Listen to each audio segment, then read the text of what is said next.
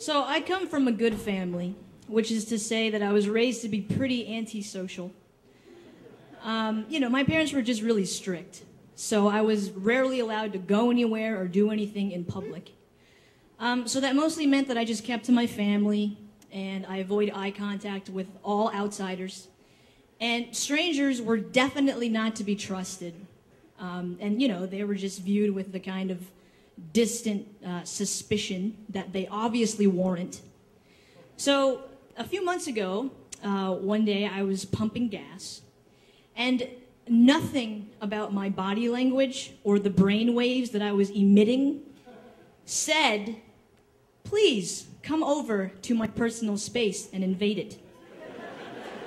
But suddenly, out of nowhere, to the left of me, I hear a woman's voice, and she's just going. She just starts talking, and she says, "I took the wrong bus. I really messed up. I have these groceries.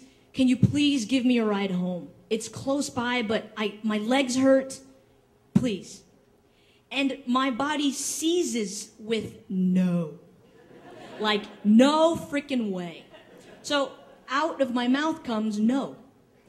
And immediately I feel terrible because I have totally just rejected this woman's plea for help. So I say, "No, I'm sorry, I'm going in the opposite direction. I can't take you back to your house." And she just tries again, and she's like, "Please, it's so close. You can see it from here.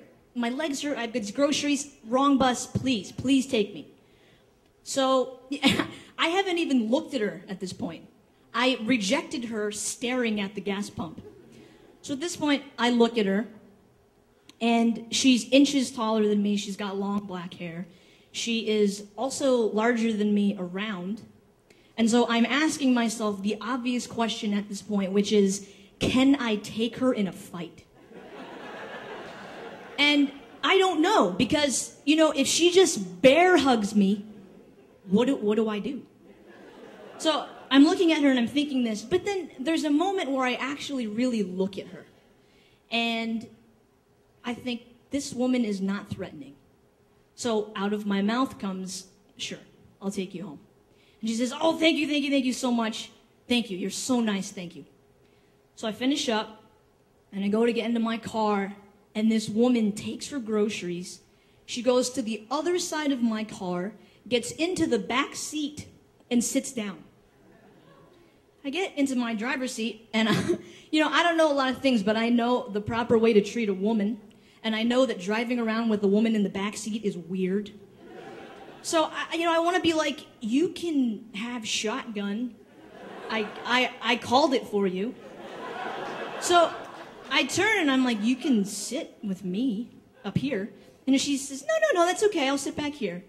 So then at that point, I'm like worried, because I'm like, maybe she's purposefully sitting out of my line of vision so that she can asphyxiate me from behind or cut me or something. So I'm thinking this, and I'm like, okay, all right, let me try to shift in my seat so I can maybe see if she's gonna do any sudden motions. But then again, there's this moment where I look in the rear view, and I look at her, and she's just happy sitting back there. And I'm like, all right, maybe I'll be okay. The ride to her house is without incident. It's fine. We park, I get out, and I go over and I pick up her bags to take them into her house. What? She even says, "Oh, you don't have to take them inside for me." But the problem is, I'm quite chivalrous, and I'm thinking to myself, "Oh, I took you home, your legs hurt, I'll carry these groceries inside for you." But I have now volunteered to go into a stranger's home. So I'm like, I carry the groceries and I'm following her into the house. And there's a point where I turned around to look at my car, and I thought to myself, oh my God, what if this is the plan? And when I come back out, my car's gonna be gone. Or up on cinder blocks or something. So, but I don't say anything, I just keep following her into the house. So we get to her door, and I say, "So where would you like for me to put these groceries for you?" And of course, she says, "Oh, back there in the kitchen would be great." So now, I am about to enter the bowels of a stranger's home. So I walk in, And I'm thinking to myself, okay, I saw a canned good in the bag that maybe I could take out and throw at her face if I have to.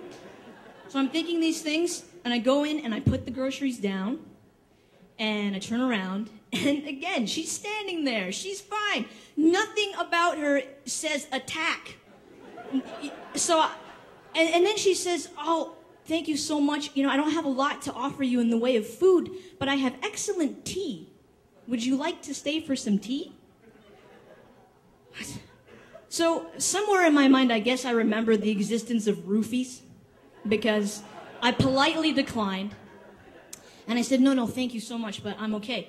And then she says to me, well, if you ever want to come back and visit, you know where I live. And I said, yeah, I do. Thanks, okay. So then I left, and I went back to my car, which was totally fine, got in, and I'm sitting there, and I'm just like, dude, what? I am terrified of everybody, all the time. And this woman, you know, I didn't offer her help. She asked me for help, and I said no. But so the bottom line here is that she chose me, and she chose someone that wasn't going to hurt her, wasn't going to steal anything from her, actually carried her groceries into her house for her, and can absolutely be trusted with the knowledge of where she lives. So the thing is, my conclusion remains, the only person that I know I can trust is me.